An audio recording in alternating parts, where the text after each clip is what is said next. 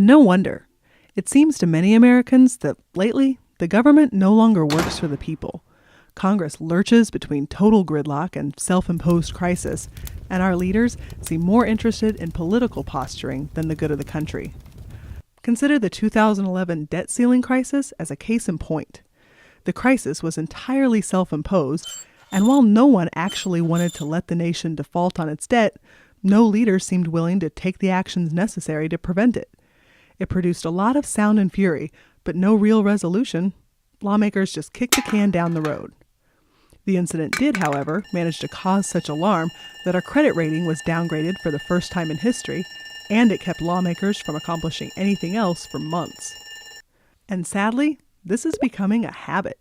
Since 2011, we've also had the fiscal cliff, sequestration, and most recently, the government shutdown. Worst of all, many citizens don't feel we have any power to break this cycle. So how do we get American politics back on track? To address this problem, we'll all need to take responsibility and start behaving differently, from lawmakers to citizens, from our leaders to ourselves.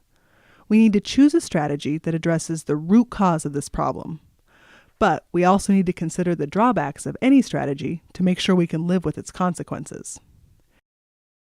Each of the following options sees the root cause of the problem differently and draws ideas from across the political spectrum to address it. These options were developed not by any political party or expert, but by talking to citizens throughout the country. This framework was developed by citizens for citizens to use as a starting point in deliberating about how to respond. Our political system is not going to fix itself. It's up to citizens like us to change how politics gets done. So, what are our options?